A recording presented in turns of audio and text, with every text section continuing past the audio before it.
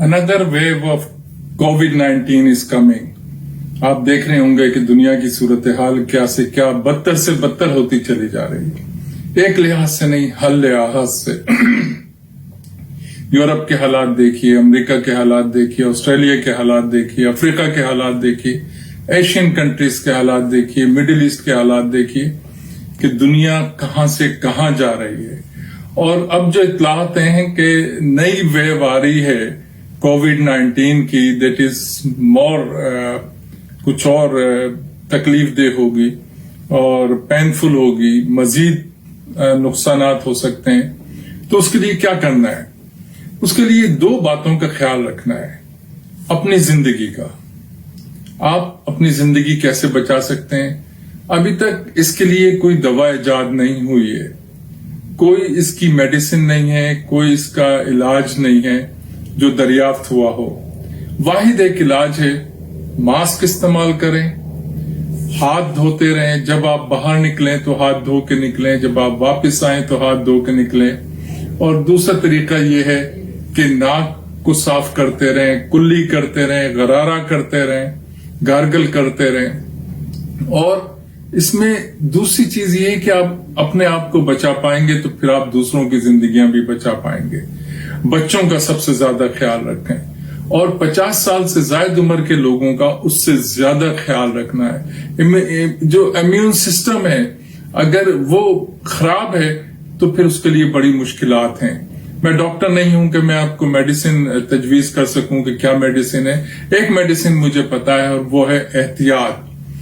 आप सैनिटाइज करें हाथों को, आप हाथों को धोएं, अच्छी तरह से धोएं, काफी देर तक साबुन से धोते रहें, मुंह को धोते रहें। जब भी आप घर से बाहर निकलें, जब भी आप घर के अंदर आए, ये कोई मजाक नहीं है।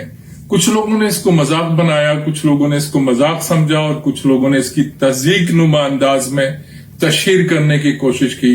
लेकिन आपने देखा कि बड़े बड़े सर्जन, बड़े बड़े डॉक्टर्स, मेडिकल स्टाफ, पुलिस, इंतजामिया, कौन मुतासिर नहीं हुआ इससे।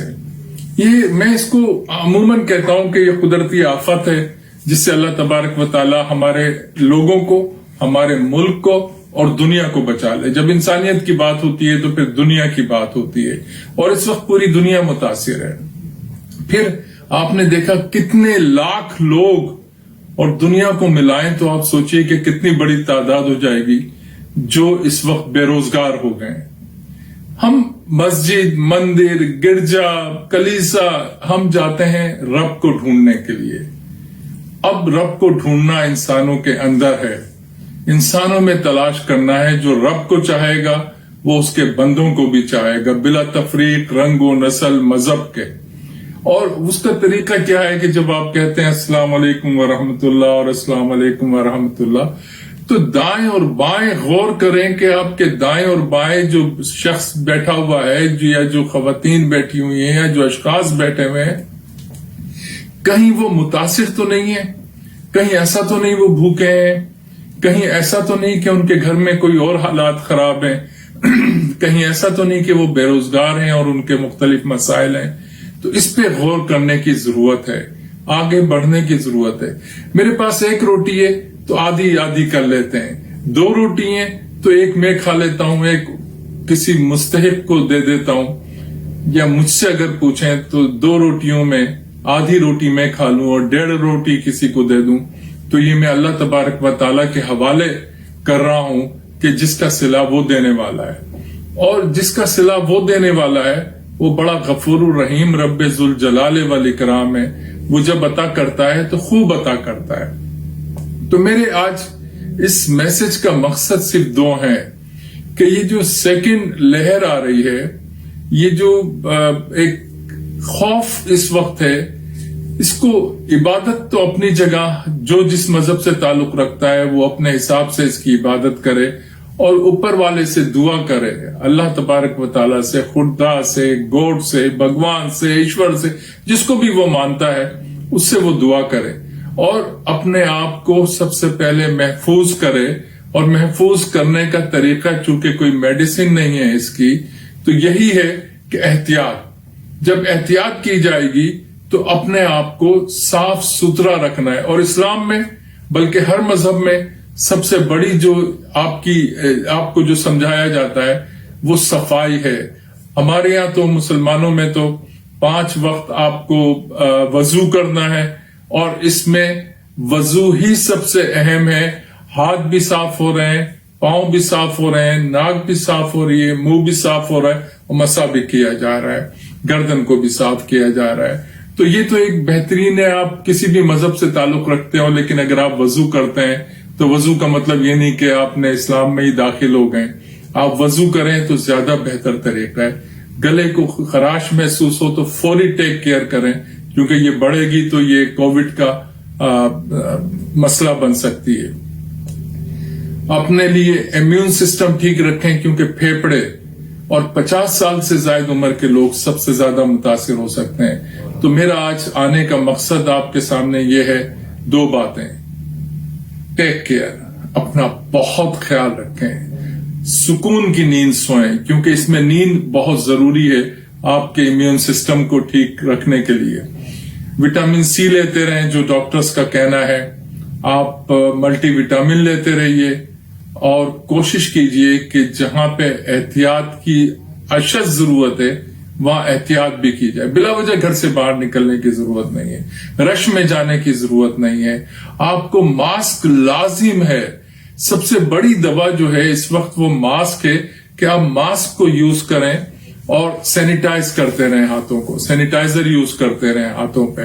اور سینیٹائزر نہیں ہے تو ہمارے یہاں ظاہر ہے کہ غریب لوگ ہیں، ان کو تو پتہ ہی نہیں سینیٹائزر ہوتا کیا ہے، تو وہ صابن سے ہاتھ دھوتے رہے.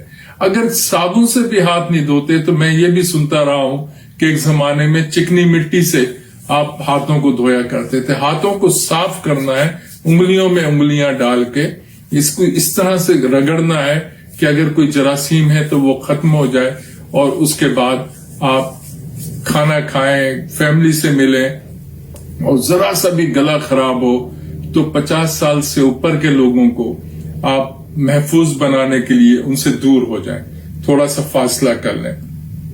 اور اگر کوئی بچہ ہے گھر میں، بچوں کی بہت احتیاط کرنی ہے، کیونکہ بچے بتا بھی نہیں سکتے. تو میری 2 باتیں ہیں.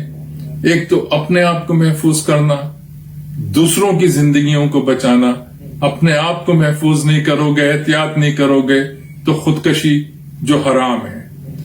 دوسروں کے لیے اگر متاثر ہو گئے، آپ کی وجہ سے وہ متاثر ہوں گے اور انہیں خدا نخواستہ کچھ ہوا تو قتل.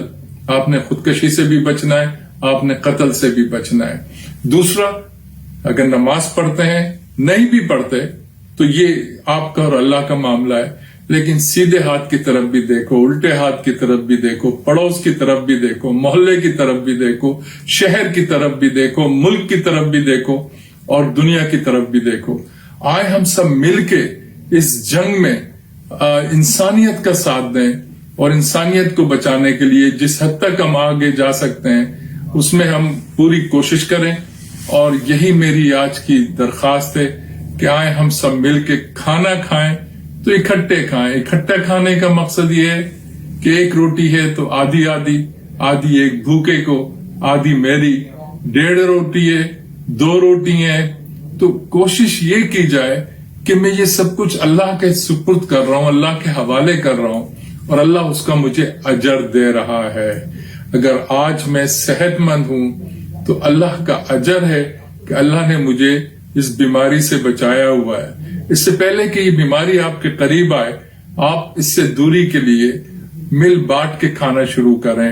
پڑوس کی طرف دیکھیے، دوسرے لوگوں کی طرف دیکھیے. اور اس وقت جو لوگ فقوں کی باتیں کر رہے ہیں، انسانیت کی بات کر لو یار، انسانیت کی بات کر لو، انسانوں کو بچانے کی بات کرو. کوئی ایک طرف جا رہا ہے، کوئی دوسری طرف جا رہا ہے. میرا خیال یہ ہے کہ اس وقت انسانیت کو بچانے کی ضرورت ہے. رب نے دنیا انسانوں کے لیے بنائی ہے، تو آئے ہم سب مل کے انسانوں کو بچانے کے لیے آگے بڑھیں، اور اللہ سے دعا گو بھی ہوں، اور مل بانٹ کے کھائیں اور ایک دوسرے کا خیال کریں. بہت شکریہ. السلام علیکم.